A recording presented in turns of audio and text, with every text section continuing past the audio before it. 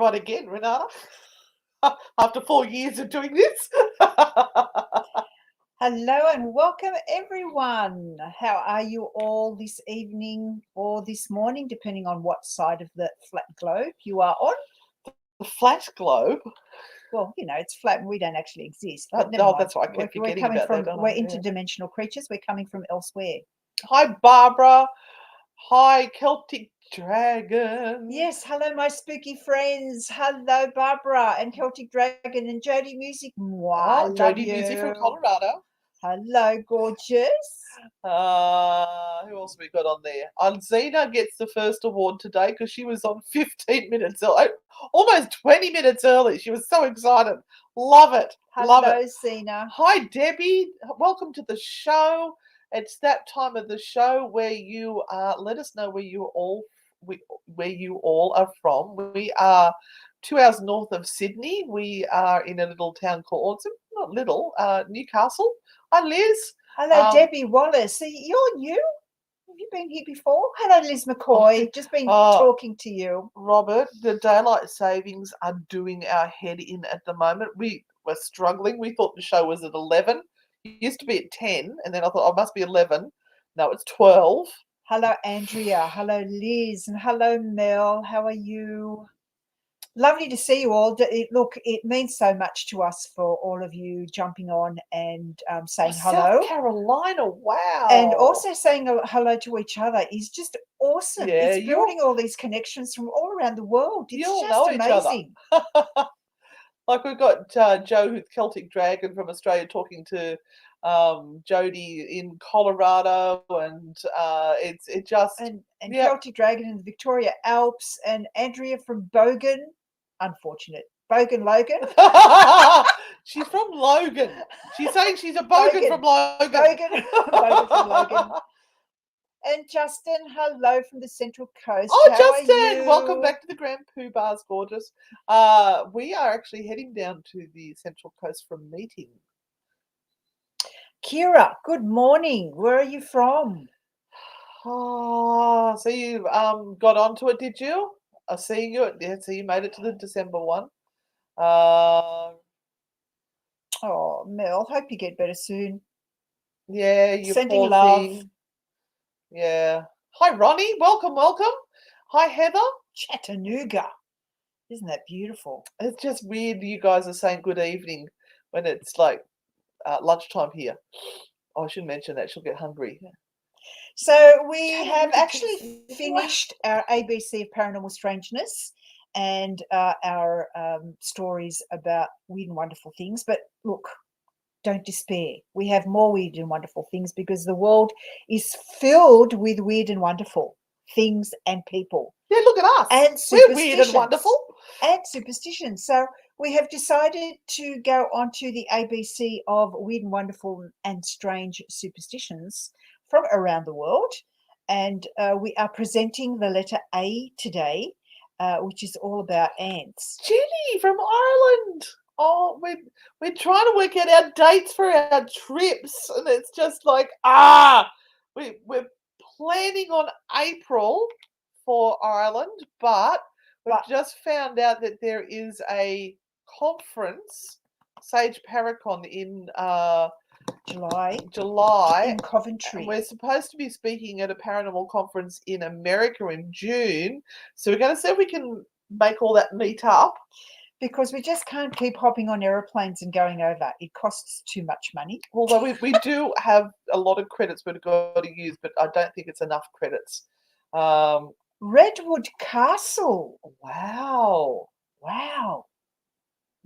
So you live in the castle?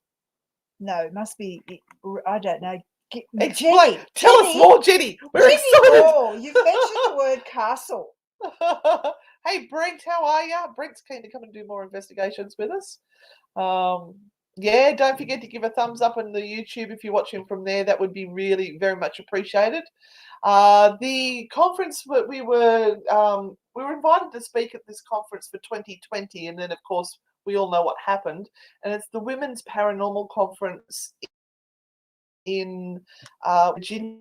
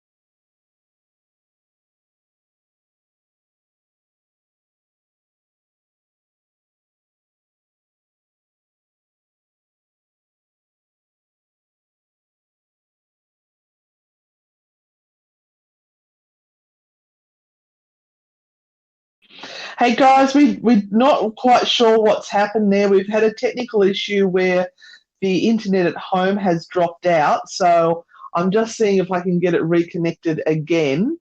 Let me jump back out of there, and I'm just going to re-enter StreamYard. We've had some. Oh, here, Renata, can you talk to people, and I'll try and get this. I'm going to fill time, and I'm sorry, guys, that you have lost us, but there seems to be a disconnection between.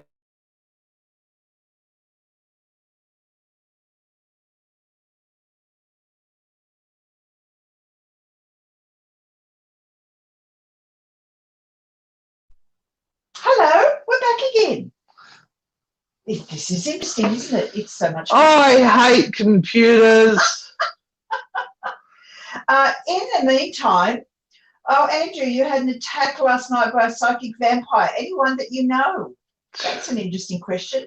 Does everyone know about psychic vampires? Do you know what they are? I'm filling in time, so by all means, if you have a question or anything, yeah, just post it because I can see it, and I will get to it. So just let me know. Deep apologies for this, but this is what happens when we try and connect with you guys from somewhere else in the world. Johnny says, please explain. All right, and Deborah Ann says, energy suckers. Yes, look, you can look at psychic vampires from a paranormal perspective or a spiritual perspective, but you can also look at psychic vampires from the point of looking at it from just normal, a grounded perspective, I guess you can use that word.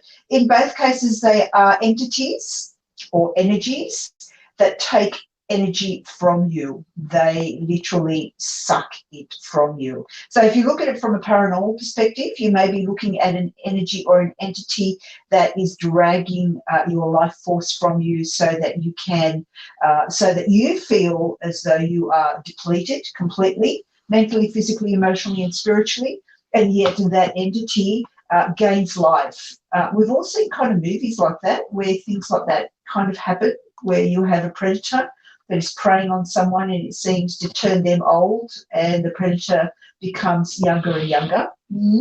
Remember those types of movies? Not people. But we have a physical.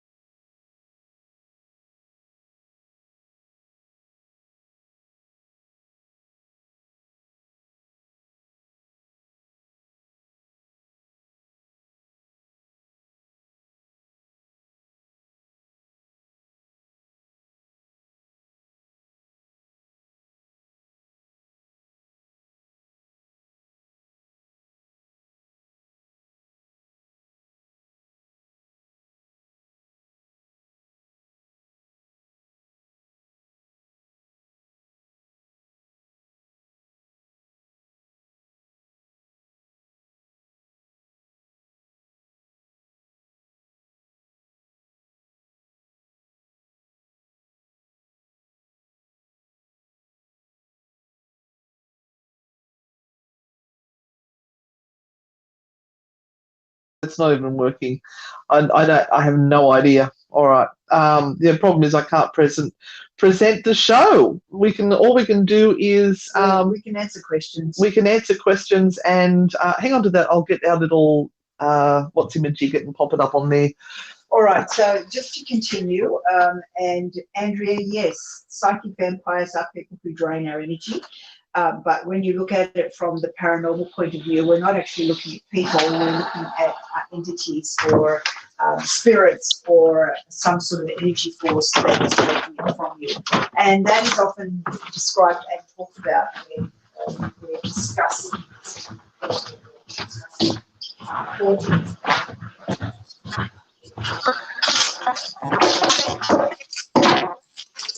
when we are talking about real life,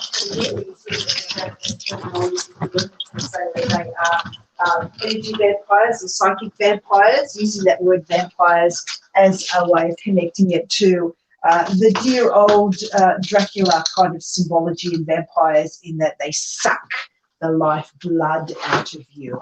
So these people really exist.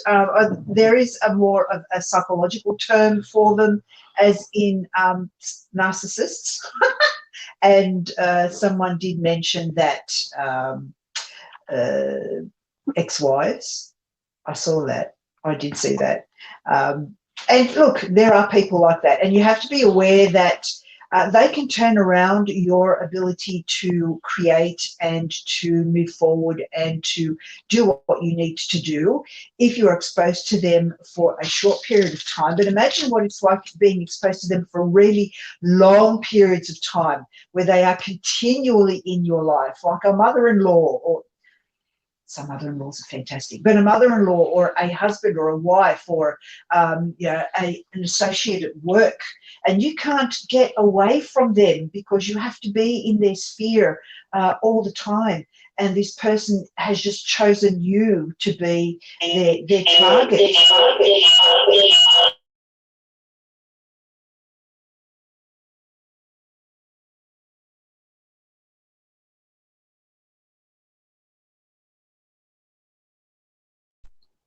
Okay, can you hear me now?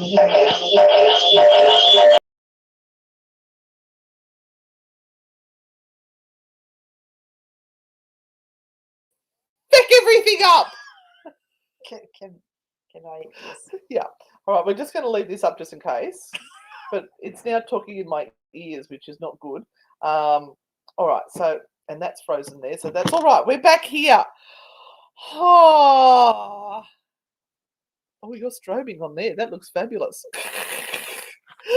Right, okay, so let's get on with the show. Pull your gamma in, people. Just pull your gamma in.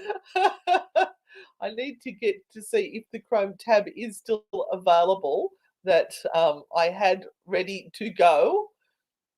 I don't think it is. So keep talking, Renata. You're doing a fabulous job there. Yes, so I was talking about, and I'm sure I'll finish talking in like 2 seconds, because Anne almost has the screen back up. We are trying very, very hard to give you a presentation, because we work so hard on these presentations to educate and to entertain you guys. So just give us a moment, and we will be up. We will be up.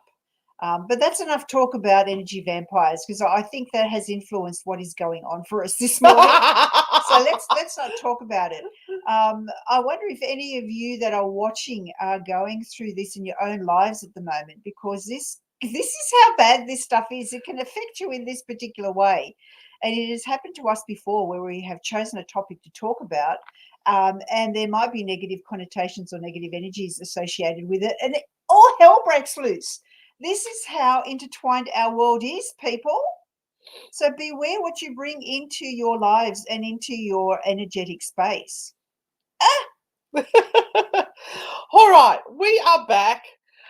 Oh, we've got the presentation up. Let's see if it will change, and then we'll all be happy. It does. All right, let's keep going while the going is good. So we thought we'd cover the ABC of Superstitions, because we have finished the ABC of Paranormal, and we have got these great books called the Dictionary of Superstitions. Oh, there's another one over there somewhere, an Encyclopedia of Superstitions. And I do like to collect my books, and I thought, what a great way to start. So we were going to do a topic each, and it would be, I was going to do one, and then Renata was going to do one. Then we realized that there was so much there that really we'll just do one, and then we can fill the end with some tarot readings and frightfully good card readings, and see how that goes. So my topic was ants. And I thought, how can there be superstitions about ants? Obviously there are. And what drew me to it was because I remember my mother always used to say, when ants came into the kitchen, you'd see big lines of ants everywhere. They'd go, oh, rain's coming. Mm-hmm. And it was a sign that this was about to happen. So I thought, why not get in there and have a look at what this is all about? And it was fascinating. So apparently in Cornwall in England,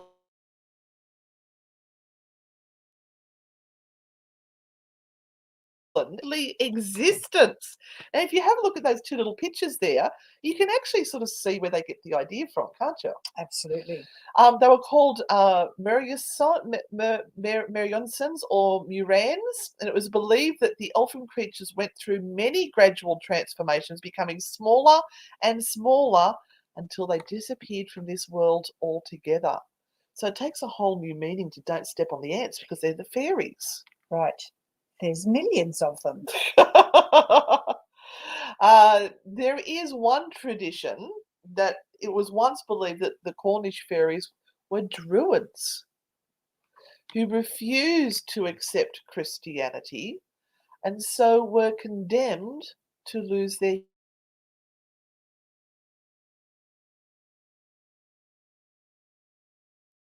human status. Now that throws up a whole heap. Is this something used by the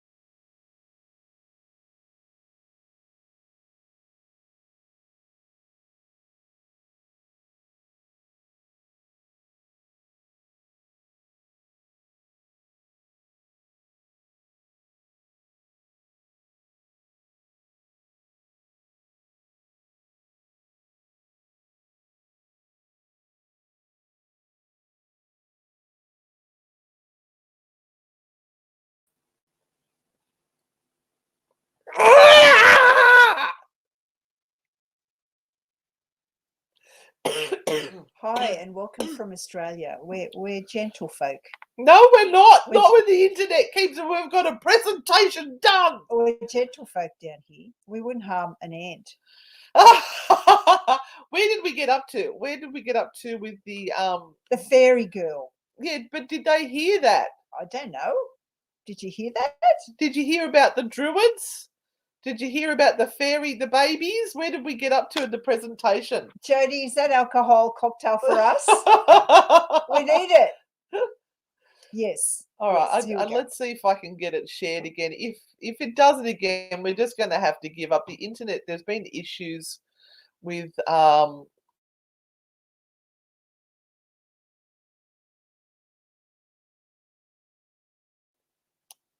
someone breathe life into it. As you can see, that is really unstable.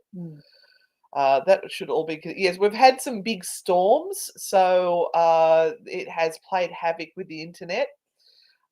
We can only do what we can do. If we lose it again, we'll just ditch it and start again next week. But We are doing our best. All right, so you heard the druid bit. Haven't heard this part here, so let me get over to there. Just keep an eye on that, Renata, to make sure if that goes black, we know we've lost everyone. So another tale tells that the unbaptized children took the form of these ants, or the final stages of being, before they became a fairy, after death, keeping them safe from hell because of their innocence, but unable to enter heaven because they weren't baptized. Now, that to me sounds like stories are being spun to, again, put fear into people to get their children baptized, do everything the church is telling you. So I really hate coercion of any form.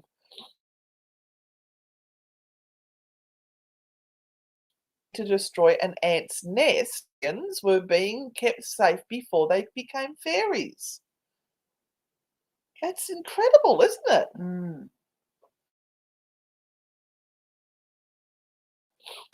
That is true. Now, just before the feed drops out again, can you please just give us a thumbs up on YouTube? Please, Oh my if you're God. on YouTube at the moment, give the video a thumbs up and make sure you subscribe, because we need all the help we can get. Let's face it. And sorry that I scared you, Andrea. All right, so getting on to the ants and superstitions. It's also said that at one time, if a piece of tin was put into an ant's nest when the moon was new, it would turn into silver, provided it was inserted at a certain fortunate moment, which they didn't describe to me what that fortunate moment might be. What do you think the fortunate moment might be? Which vary depending on what part of the country you were in. I think if that ant lets go of that, he's going to get flung. Oh, the next one's a bit grotty. Now, ants' eggs were formerly used in magical compounds intended to destroy love. Don't you get chocolate-coated ants' eggs, or is it chocolate-coated ants? Chocolate-coated ants. I like this. Debbie's just gone, gosh, I've destroyed so many fairies. So if you tap on those, Renata, those comments will come up onto the live feed. Okay. Teaching us something new. Who says you can't teach an old girl new tricks? Please notice I did not use the word dog because I didn't want to get hit. All right. So, as I said, the ants were used to destroy love, the ant eggs. Now, ants were also used as cures for warts and swellings. I'm just going to leave that there. I don't know what swellings they're talking about, but I know that certainly if somebody put ants down my pants, it would cure some swellings. Where are you going with this, Anne? What in the world is going on? All right, so let me tell you about the cure itself. Reckon how many warts you have, and take so many ants and bind them up in a thin cloth with a snail. Bring all to ashes, mingle them with vinegar, take off the dead of a small ant and bruise the body between your fingers, and anoint it with any imposthumated tumour, and it will presently sink down.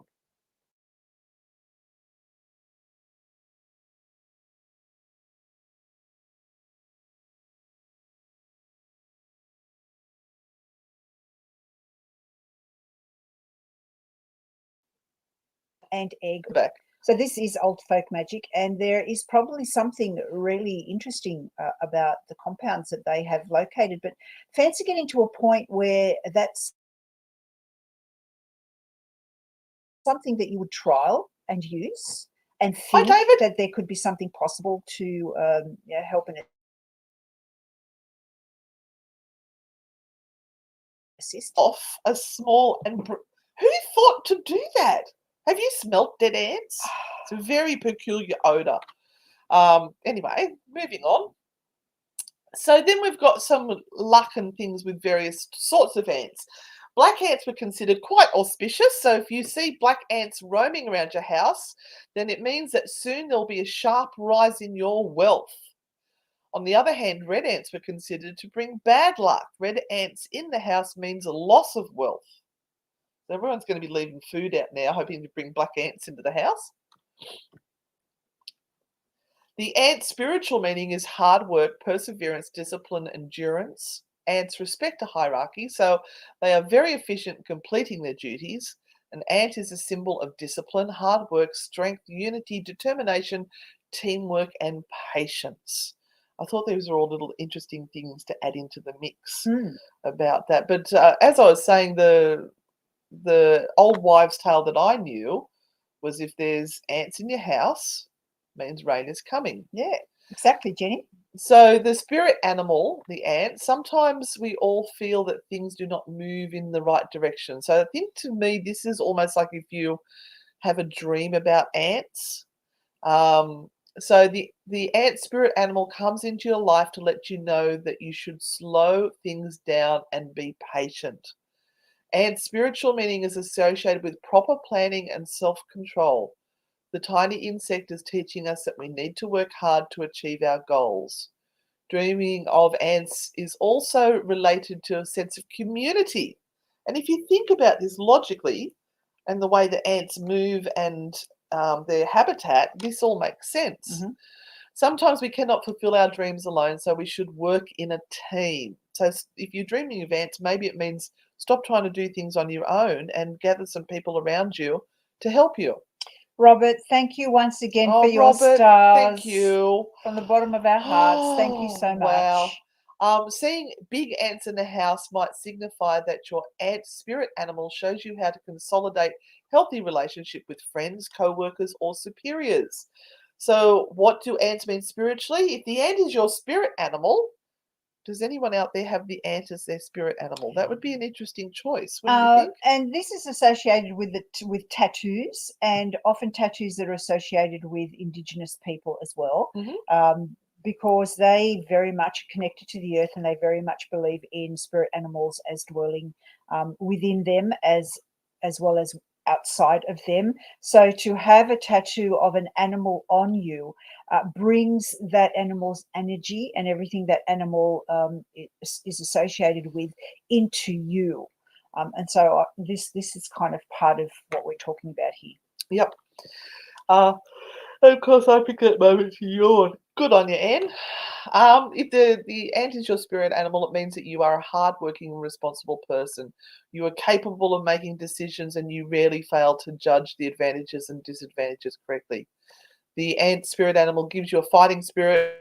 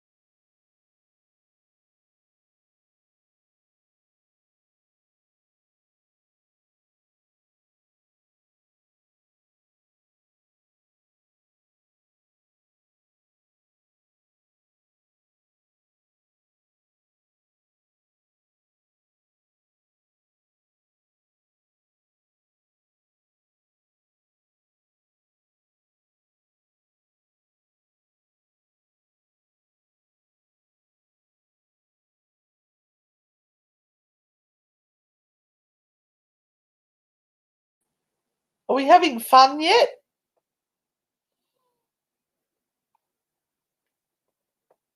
We almost made it to the end. Almost. What a nightmare. Wow. Yeah, that's right. I realized you could still see the comments, so I just kept popping them up there.